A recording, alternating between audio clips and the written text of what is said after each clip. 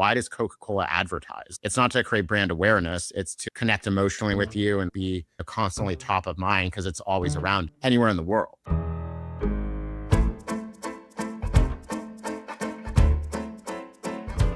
Welcome back to The Room podcast, season 14. Hi, Mads. Hi, Claudes. So excited to be here. So excited to be talking about everything that's going on in 2026 in tech. There's so much to discuss. Each season, we sit down with some of the most thoughtful people on the cutting edge of the startup ecosystem to talk about what it really takes to build and scale enduring companies. This season, we're diving into the ideas, inflection points, and experiences that have shaped some of today's most impactful companies and the people behind them. From Nextdoor to the Ring founder, we are diving into everything from early product decisions to growing at rapid scale. These conversations offer a window into how great companies are actually built. And if you enjoyed the conversations, which I think you will, make sure to subscribe so you never miss an episode. And if you want to stay connected to everything we're building at The Room, including community events like our annual Inside Summit, you can subscribe to our newsletter at theroompodcast.com. Thank you so much for being a part of the community, and welcome to season 14 of The Room podcast. Most people don't start companies because they love running payroll or dealing with HR compliance. But somewhere between hiring your first employee and raising your next round, you suddenly find yourself buried in admin work. When I was building my startup Prive, this was something I ran into constantly. Instead of focusing on product and growth, you end up spending hours figuring out payroll, onboarding paperwork, and setting up tools for new hires. That is, until we switched to Rippling. Rippling is a unified platform that lets startups run HR, payroll, IT, and finance in one system from day one. The Rippling startup stack replaces disconnected tools that don't sync with a fully connected platform. With other tools, workflows like onboarding a new hire, setting up payroll, provisioning apps, and shipping a laptop can take days and eat up your focus when you need it most. With Rippling, they happen automatically in one place. Whenever I had a new hire, the laptop provisioning piece saved my life.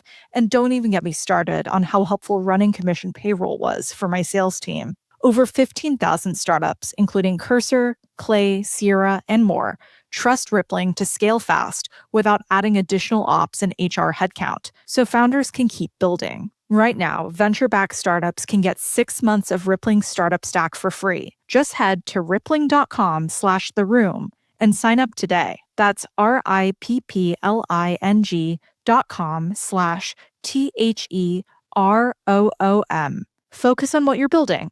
Leave the rest to Rippling. Perkins Coie supports the most innovative entrepreneurs and investors in fast-moving and high-growth sectors, addressing their myriad of legal needs. But the firm doesn't just provide end-to-end legal and business counseling to its startup clients. It also facilitates introductions to key advisors and sources of capital. Perkins Coie's interactive website, Startup Percolator, offers access to programs, resources, and rich dynamic content designed to assist entrepreneurs on their startup journey. To learn more, go to startuppercolator.com and perkinscoie.com. Welcome back to another episode of The Room podcast. I'm Claudia Laurie, and this week on The Room, we're joined by Ben Witte, founder and CEO of Recess, the brand that helped define an entirely new category at the intersection of wellness, beverages, and modern consumer culture. What started as a simple idea, creating a drink to help people feel calm, balanced, and present without alcohol, quickly turned into something much bigger. Recess didn't just launch a product, it tapped into a shift in how an entire generation thinks about stress, alcohol, and everyday rituals. But getting there, of course, wasn't straightforward. Ben shares the real story behind building Recess, from early experimentation with CBD before the market fully understood it, to navigating regulatory gray areas, to the challenge of scaling a brand in a category that didn't quite exist yet. We also talk about what it actually means to build a lifestyle brand today, how much of it is product, how much of it is storytelling, and where most founders get it wrong. And one of my favorite parts of this conversation, Ben's perspective on timing, how to recognize when you're early versus when you're wrong, and how to hold conviction when the market hasn't caught up yet. This is a conversation about category creation, founder intuition, and the messy middle of building something people don't immediately understand. So go grab your Recess and let's open the door. Ben, thank you so much for joining us today in The Room. My pleasure. Really excited for this conversation. We're excited to have you here. So, starting us off, where did you grow up and how has that shaped your view of the world? I grew up in Laguna Beach, California, in Southern California. I was a surfer growing up. I was very much like a creative, and my life in Laguna was a very impactful part of my life. It makes sense. The company name Recess is all about taking a break. And all the times I've spent in Orange County has definitely been a laid back lifestyle. In that vein of early identity, did you always think you were going to become a founder? I knew I had an entrepreneurial spirit from a young age. I made a surf movie about Laguna, and I sold a couple hundred copies of that and got the bug. And I knew I wanted to just do something that connected like my creative sensibilities, but also tied into like business as well. Like I didn't just want to be an artist. If I was going to do something more directly and creative, it would have been like a filmmaker, something like that, that had a business element to it. I wasn't like I knew I wanted to be a tech startup founder or something like that, but I did always recognize I had some entrepreneurial sensibilities from a young age. At the end of the day, being a founder is really creative. Sometimes it just depends on what the medium is that you're building and creating into. We touched on this briefly before we jumped on, but you had started your early career ultimately in the early internet boom in the early 2010s. So walk us through that journey of making your way up the California coast to San Francisco and orienting us around the ecosystem of entrepreneurship at that time. Before I made my way up to San Francisco, I went to college in Boston. I went to BU for undergrad. I had a great film school. I thought I wanted to study film. Ultimately decided that was too like narrowly focused. And so transferred into like the undergraduate business school there. I took this class. This would have been in like 2008 or 2009, like an internet law class that exposed me to kind of Silicon Valley and what was happening with the rise of Facebook and Twitter and like the legal implications from like a copyright perspective and intellectual property perspective. And all my friends were from New York City. I was interning in New York kind of every summer. When I graduated, I had just decided, you know what, I want to be in San Francisco. I think there was something really special happening there, and I wanted to go work in startups. And in 2010, there weren't startups in New York. That was not a thing. If you wanted to work in startups or Silicon Valley, you basically had to go to San Francisco. And so I moved to San Francisco. I joined a 3-person startup right out of college that was building an influencer marketing platform for social media, which was like the right idea at the wrong time. But it was also like the wrong founders, wrong investors, like wrong strategy, wrong everything, which is like a lot of lessons. Like timing is really important. You have to get everything right than building a startup. But it was a very impactful experience to join such an early stage company at a young age.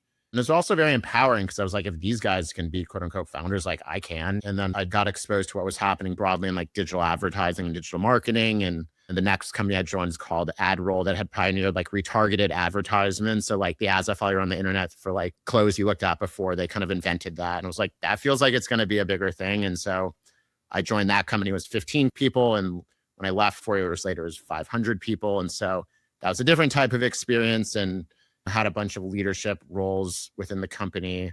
And I was always this person that no one knew what to do with, pushing the boundaries. And so at a certain point, I was like, you know what? I'm probably better suited to go out on my own and like start my own company. Well, so cool to hear how those early experiences influenced what came to be Recess, especially on the ad side, because we can talk a little bit about Recess's go-to-market strategy. But speak of right idea, right time, Recess got started in 2016. Walk us through the aha moment you had that then caused you to say, you know what, this is going to be the company that I spend my life building. I quit my job in 2016 to just go explore. I knew I wanted to start my own company, but I also recognized I probably wasn't the right person to go build a software business, that my kind of passions and strengths were better suited for like a consumer brand or consumer experience of some kind. I wanted to do something that could leverage my creative sensibilities. It was in the 2016 period where it started to feel to me like we were entering this new period in history driven by technology and was going to leave everyone stressed out and anxious. And so that was like the Trump-Clinton election. When Trump won, I was like, everything I thought about the world was wrong. He was kind of like the ultimate expression of anxiety, like the symptom, not the disease. And so I just had this like worldview that in the future that we were entering, it was just going to be a crazy future. And this was like the beginning of this new era. So I had that just a general worldview. I then moved from San Francisco to New York in 2017.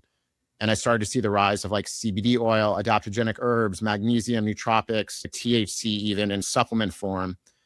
And my kind of second insight was like the common property of all of these ingredients is relaxation. Like someone, taking a magnesium supplement or smoking a joint, even fundamentally, they're doing that to relax. And so I was like Red Bull for relaxation. Basically view these as like the inputs into this fundamentally new space comprised of both beverages and supplements that would basically deliver a new type of feeling. And so I had this like mental model of stimulation, intoxication, relaxation, that there'd be this, again, like a fundamentally new space that would emerge over kind of the years to come, comprised of products that delivered this proposition of relaxation.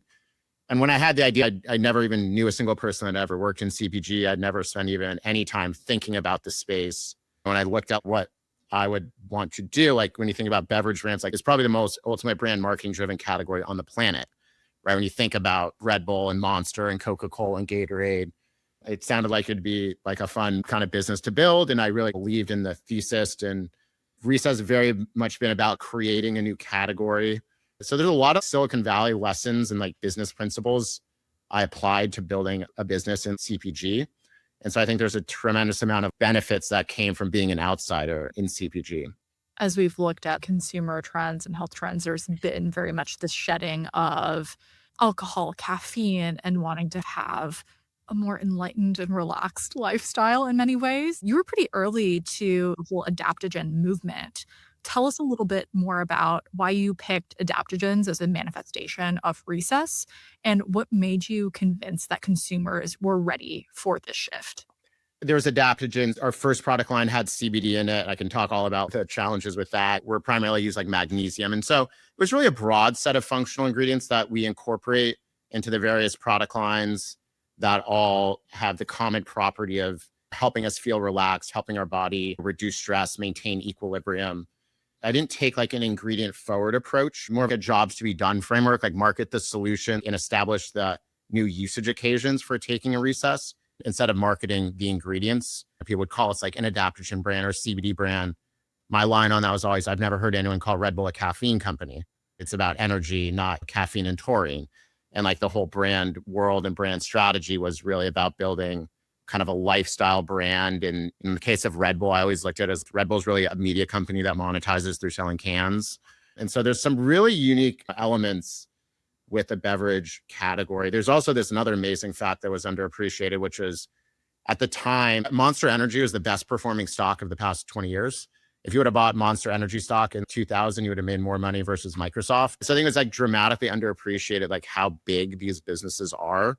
In the case of Red Bull and Monster, they just had rode this secular tailwind around consumers' demand for caffeinated beverages. My thesis was that over the next 30 years, there would be a similar type of rise for consumers' demand for products that help them relax and chill. When you think about the trends of consumers focusing on their mental wellness, stress relief, anxiety, moderating their alcohol, sleep, these are not fads. These are going to accelerate and converge in interesting ways. And we can be the equivalent of Red Bull to the development of energy drinks, like we have been that for, relaxation broadly. It's funny that you mentioned the Monster stock piece. When I was running my startup, we were selling into D2C CPG brands. And it was so funny. We were billing and payments. And so we saw the revenue that these companies were making. Wow, this random beverage company is doing $100 million a year, and like that revenue is unheard of at a stage tech company, like lucky to get to 1 million. That insight is very much resonant with myself. We're almost 10 years out from 2016 and the zeitgeist of direct-to-consumer companies becoming true competitors to traditional CPG, like the Red Bulls of the world in many ways. What is a moment you realized, hey, we've achieved product market fit, we understand who our customer is, and we have something that is truly differentiated here? Actually, pretty quickly. Like I launched a company in December 2018 out of my apartment in New York City, but like a direct-to-consumer launch, even though the vision was to always build an omnichannel brand from both a distribution perspective and a brand building perspective. But the question was, do consumers want a drink to help them relax? Pretty quickly, I realized the answer was yes. I'm a big believer in the power of like user-generated content and testimonials and just like looking at how people were talking about recess from the earliest days. It was like very clear that the thesis I had around the brand was, I think, resonating bigger than I expected. The original like positioning was more around a productivity use case. One of our opening lines was like, it's how you wish the 2:00 coffee made you feel. Pre-COVID, you'd be at the office, you'd go get like an afternoon coffee. I'm like, was that really about the caffeine or like taking a break? So that was always like a primary use case. But then I saw people really drinking it in the evening instead of like a glass of wine to unwind. I was like, wow, this is actually quite broad in terms of the relevant occasions. And then as a result, like the relevant retail channels this brand could ultimately extend into. So I'd said pretty quickly, my thesis was validated. The proposition of relaxation was a thing, and I think is just going to naturally grow over time, given the trends that I felt were driving it in an early stage that would just continue to grow. And so it then shifted to more like, okay, I have to go build the infrastructure, move into retail and do all that. Now, there was another twist in the business. From a product market fit standpoint, the thesis was validated. Now I have to go figure out how to like scale it from here. Well, I'm excited to dig a little bit into that twist. But maybe before we get to that, you mentioned a background in advertising. Obviously, direct to consumer brands were advertising in a variety of creative ways. Brand identity was front and center with these brands. What was sort of your flywheel in terms of marketing strategy? And how did you reach escape velocity with marketing this new product? I call it the recess flywheel. That was like a core part of our strategy from the beginning. Now, back in 2018, like no one was talking about digital brand building in CPG. No one was talking about direct to consumer or Amazon as distribution channels. And my view was we wanted to create the awareness and validate the demand online before we went offline. In addition to one of the first digitally direct to consumer beverage brands, we were the first to really focus on like Instagram as a brand building channel. Beverage is a very unique category because there's no other product on the planet that gets as much distribution as a beverage, and that has the potential to be as high a frequency of use and purchase as a beverage.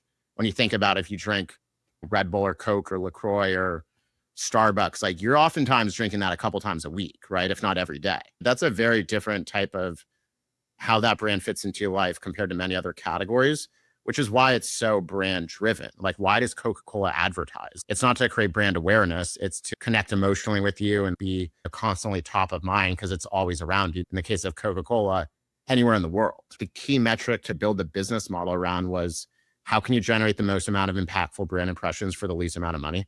Literally, like every move I made was built around that idea in some ways. And so I always viewed the role of e-commerce, whether it's direct or Amazon or now Instacart and DoorDash and GoPuff, is all of the media that we're spending to drive those channels, they also benefit retail. Whether someone's being exposed to an Instagram ad and clicking and going to our site or buying or not, there's still just free impressions. But our original like e-commerce strategy was a big component of that. The nice thing about e-commerce when you get started is you actually don't necessarily need to build out the most robust supply chain and getting into retail, which is like the magic of the D2C movement. And I'm curious, today, Recess has raised over 60 million in funding, which helped to scale the business to where it is. But where and who was the first person to say yes to investing in Recess? It was definitely some friends and family, like classic, go to your friends and family first. And then there was a couple institutional, like New York consumer funds in that, but it was definitely friends and family all at the same time. That's exactly where Claudia got started. It's where many people get started. And I'm curious because candidly, when we started this podcast in 2020, there was this heyday of IPOs for venture-backed D2C brands. And the history books have not been kind to some of those IPOs. From our end, we're getting a lot of early stage brand founders who ask Claudia and myself, should I raise venture money? I think it's a bit of an existential question to a net new CPG founder in today's market. And so I'm curious, now that you've been through this and have maintained such success with Recess throughout these tailwinds and headwinds, how would you think about if you were starting today fundraising for a company like Recess? It depends on the idea and the opportunity. I always also took a long view. Right? I think that is a question like your timing is really important. People talk about energy drinks like it just emerged in the past few years. Red Bull was started in 1987. Monster was started in 1999. They're now worth like $70 billion.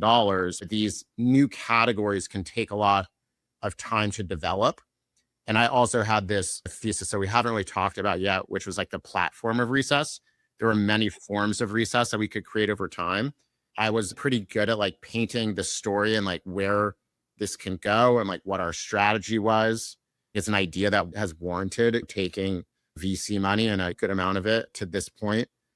I'd also say like every category is different. Beverage is notoriously the most capital intensive and like the hardest category in CPG to go into. You have to be honest with yourself. Is this a big and valuable idea? And I do think creating a new category, like it's harder to do that, but more valuable. I think that's the reality. Every situation's different. I would always say, I think the best startup advice is that there is no generic startup advice. Trying to apply a one size fits all to all of CPG or all of tech or any situation. Every situation's different. I do think it's generally speaking pretty hard to scale any business these days if it's a good idea without raising any money. Because if it's a good idea, you're going to have a lot of competition. You're going to be competing against people that are raising money. Like by definition, that's just going to happen. Speaking of things are always different, you mentioned a big twist in the recess journey. Tell us a little bit more about this unexpected turn of events potentially. Yeah.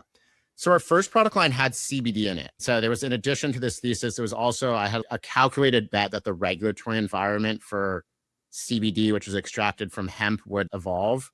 And this was in like 2017. I'd heard about this piece of legislation called the Hemp Farming Act that Mitch McConnell was introducing that kind of separated the definition of hemp versus marijuana, separated CBD from THC essentially. And so I was right, that bill passed, which was literally around the exact same time I launched. And that kind of catalyzed this CBD gold rush in 2019.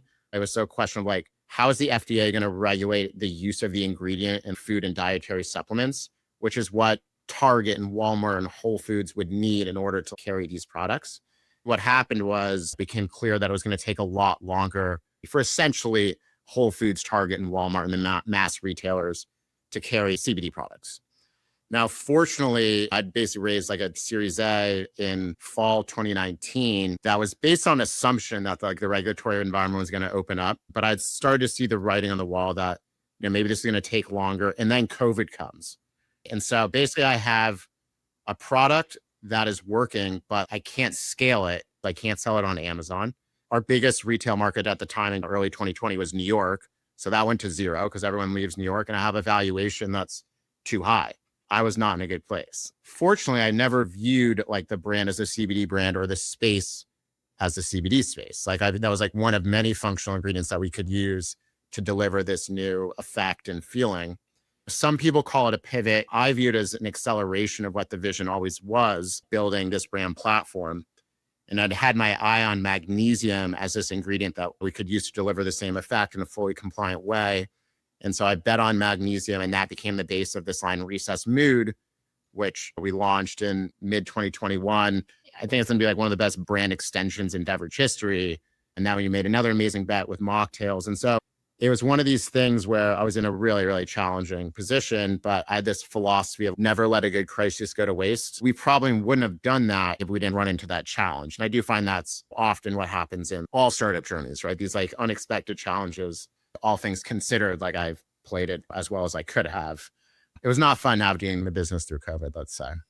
That is an extreme challenge. I think you handled it incredibly well. And I love the mindset shift of this is the direction of what a platform we thought might look like in the future. But today, this is what's available to us. So let's go with that. And you've created this incredible customer love and customer obsession amidst a time in which I think there was actually a significant rise in alcohol consumption in COVID. And then there's been a backlash to that where people now are really deeply invested personally and professionally in the non-alcoholic movement with the rise of things like athletic years alongside recess. And I remember a good friend of mine in business school would actually bring her own recess to an event because she knew there wouldn't be a lot of non-alcoholic options and she still wanted to have something to sip. And that's a customer behavior that you've really changed, right? Alongside your peers in the NA movement too. And so I'm curious how your supply chain has adapted to like the exponential growth of the overall category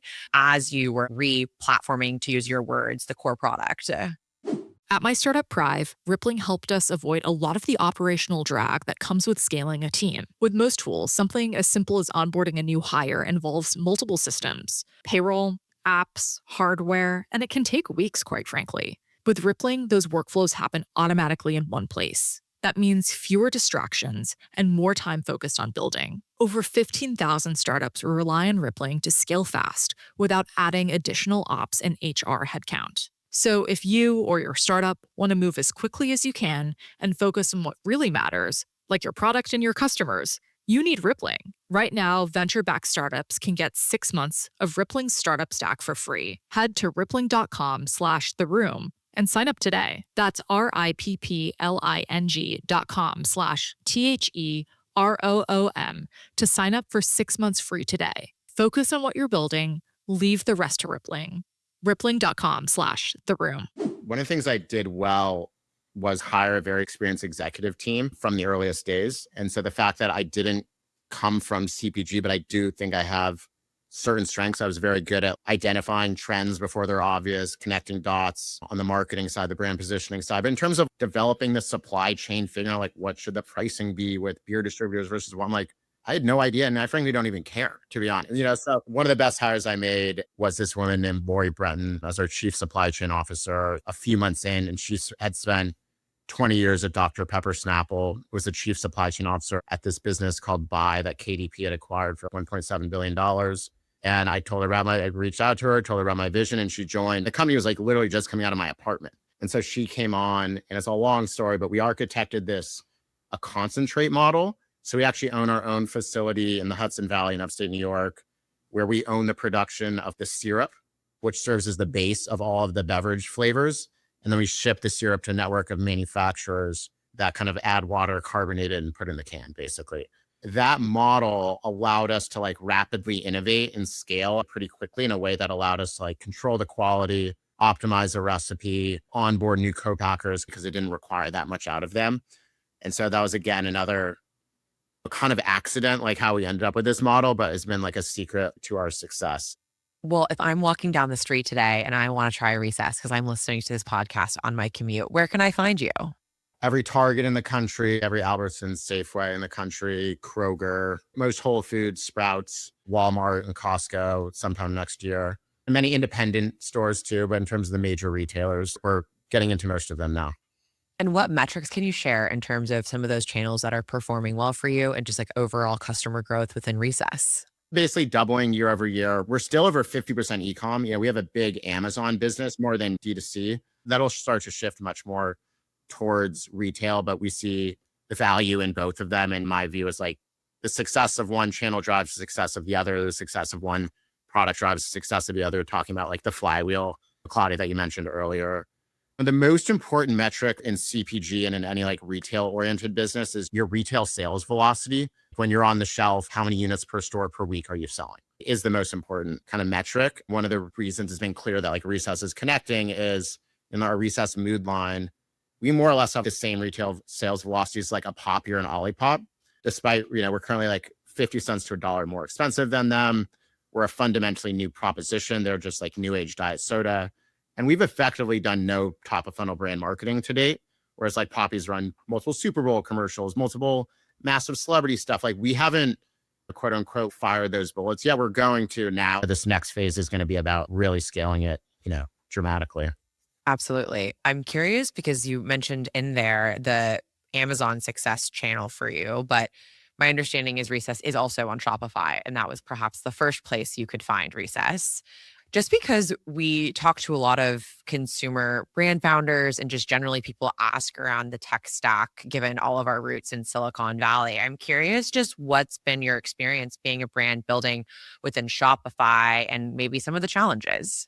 It's been a very powerful platform for us, for our e-commerce business. Subscription orders is a big part of them. Recess becomes like a daily habit for lots of people. They want to order it on subscription. And I remember in the early days of Recess, I don't even think Shopify had their own subscription tools. You had to use like third party for that. And now I think that's, all done within the Shopify platform. Just being able to log into the Shopify app on my phone and see like how sales are doing and things like that, I found to be pretty powerful. I personally don't love the term D2C. I've always thought of it as more of like a digitally native brand, with direct to consumer being, one of the multiple e-commerce distribution channels. And from a brand building perspective, viewing a profitable or break even e-commerce business, whether it's again, Amazon or your Shopify, as an enabler of your retail business. Because fundamentally in beverage, your Shopify business is nice, but they fundamentally are going to care, what are you going to do at Walmart, right? But my point was like Shopify helps drive Walmart, right? And so I do think they're all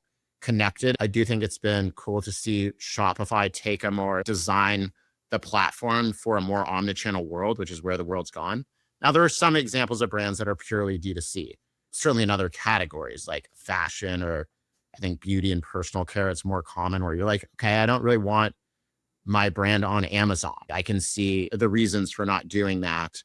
Now, I think in beverage, it's really fundamentally about being everywhere. So I do think there's a element of depends on the category and like the brand type.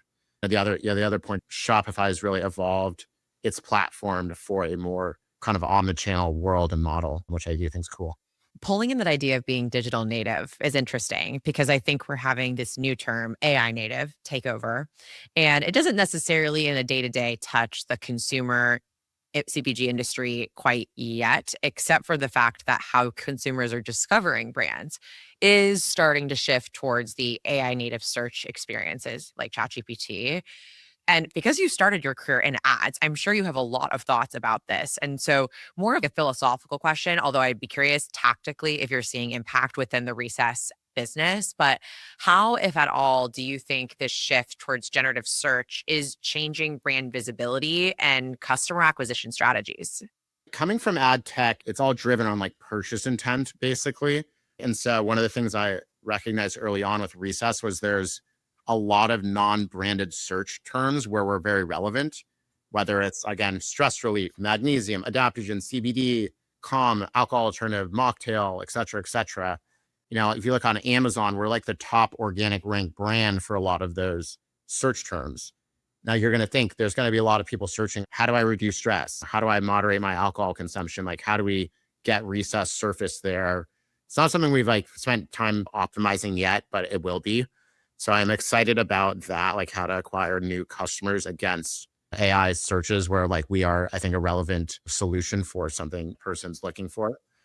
I'm most excited about AI on more the creative development side of things. I think it's going to like dramatically reduce the cost of certain types of creative development and allow just someone like me who's not a designer or like a graphic designer to just pump out an idea really quickly that I can share with my team is very powerful. Or recess in some ways is like an antidote to AI because of like the implications that AI would have to the world. And yeah, it was going to make the world feel like it's changing faster and not stressful. I think there's ways we can use AI driven like video to like kind of comment on that in like tongue in cheek ways that I'm excited for. That's exciting. I love that lens. And it's absolutely true. It's making us more creative as builders and storytellers here at the podcast. So have felt that firsthand as well. And you mentioned just in terms of how you're thinking about community, specifically brand activation, and even having those roots on your end. We've talked to other founders, like another Ben, the founder of Olipop, the founder of Hint Water, where they had these like early moments of customer love and customer discovery. And that just seems to really stick out with customers and companies like Recess, where there is such what I would say is a cult following. I'd so be curious to hear how you've built your community and I guess what's on your community product roadmap? What can we expect in 2026 there? Look, one of the most impactful things we did in 2019 was this pop-up called Recess IRL in New York. And it was early days for brands to do pop-ups, but it was like a space that we felt we created in Soho that was like designed to feel like you were walking into the feeling we wanted you to feel when you drank a Recess. Even more importantly, we'd host 4 events a week with different like brand and creative partners for like 6 months. It had nothing to do with an ingredient store or education. It was more of like just creating cool experiences and events, you know, for people in New York at the time. And so that was like extremely impactful. And there's an element of the Recess, like a by creatives, like for creatives element with it too. And like when we first started, I was like just wanted to focus on like the creative community in New York before we even thought about expanding nationally. And so I do think we did a good job of that in the early days. I'm excited to bring stuff like that back because I haven't been able to do a lot of the fun brand marketing over the past couple of years. So we're about to start stuff like that again. I do think it's very important to have a brand, to create a brand that people just want to naturally share with their friends. If I was investing in a consumer brand for most categories, I'd really look at like, how much UGC is this brand getting? How many times per day are people sharing in Instagram and TikTok? If they're not sharing it, there's probably something, it's not connecting, is my view. And so I do think Recess is like uniquely shareable and does communicate. I'm focused on my mental wellness. I'm reducing my alcohol consumption. I'm stressed. I do think it's how would someone describe the product to their friends? I think it's very important. The Recess story is like an antidote to modern times. Take a recess so you can feel calm, cool, collected. Very easily translatable for people to share within social media. Helps develop the foundation of a community. Looking ahead, the sky's the limit with this brand. It's more of what are the next bets to make on the marketing side is like what we're thinking through right now. Before we dig into some of those forward-looking bets, speaking of sharing, Ben, can you share with us what your favorite Recess flavor is? On the Recess mood line, it's probably raspberry lemon or tropical bliss. And then on the mocktail line, I love the Paloma or the ginger lime mule. As we look to the future, what's next for Recess and for you personally? We see a big opportunity like on premise and like bars, restaurants, music venues, whether you're not drinking at all, or we have this view of like a drink in between drinks. I could talk a bunch about my philosophy about this whole alcohol moderation movement. Please do talk about that. What do you think? I don't like the term sober curious because I think while there are more people that are not drinking at all, I think the bigger trend is moderation, not elimination. The bigger trend is people are drinking fewer drinks per week and fewer drinks per night. During the week, we see people like have our recess mood instead of a glass of wine, like after work. And then, on the weekends when you're socializing with friends, whether it's like a dinner party, the park, the beach, the pool, a concert, maybe instead of having 3 or 4 drinks, you're having 1 or 2 and you're having something like a recess in between, right? So I personally think this death of alcohol conversation was like dramatically overstated. But I think people are drinking less, which is still a huge impact to the alcohol industry. And so our whole positioning, especially with the mocktails, is more around like moderation. That's like a very deliberate strategy. And I do find some of the non-alc brands can be a little like holier than thou. Like they're just almost marketing to like someone sober. And again, that is a growing market, but I think the bigger market is people that are moderating. And I do think there's a distinction there. Incredible. As we come up on time today, we'd love to ask you the question we ask all of our podcast guests, a bit of a hero question for us. And that is, who's a woman who has had a profound impact on your life and career? One is my chief supply chain officer, Lori. The fact that she joined at such an early stage, there was like no infrastructure in the company. One of the top supply chain leaders in the industry, and not only joined, but like stayed on through some very challenging times when she was, frankly, like underpaid. And I know she could have got a lot more if she left. And she's so dedicated to Recess and such a believer in the mission and so passionate about our quality, enabling all this innovation and like our culture, even though as the company is now dramatically evolving, it's been an honor to work with her and very grateful for that. In addition to that, I'd say my sister, who's also a founder, she started a women's healthcare company called Tia. It was just cool to be on like the entrepreneurial journey with her and be able to like brother to sister, founder to founder, though. Like the women's health company? Yeah. That's so sick. We got to have her on the pod. Yeah. So yeah, it was cool to just have like, I'm very inspired by her as like a female founder. And then just, again, being able to go through the journey together was cool. So those are 2 of the many inspiring women in my life. Shout out to Lori. Shout out to your sister. What a power sibling duo. And Ben, thank you so much for sharing your story and for spending time sitting down with us. It's been such a pleasure to have you on the pod. Yeah, thanks for having me on. This is a really fun conversation. Thank you so much for joining us at The Room podcast. If you want more from The Room every week, subscribe to our newsletter at theroompodcast.com/newsletter. We'll be back next week with a new episode, an inspirational guest, Tuesday, 10 a.m. Eastern, 7 a.m. Pacific.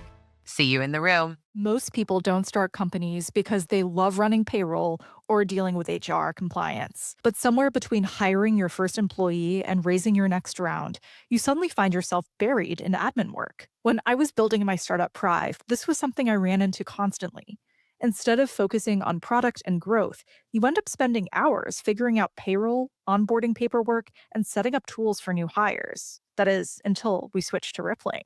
Rippling is a unified platform that lets startups run HR, payroll, IT, and finance in one system from day one. The Rippling startup stack replaces disconnected tools that don't sync with a fully connected platform. With other tools, workflows like onboarding a new hire, setting up payroll, provisioning apps, and shipping a laptop can take days and eat up your focus when you need it most. With Rippling, they happen automatically in one place. Whenever I had a new hire, the laptop provisioning piece saved my life.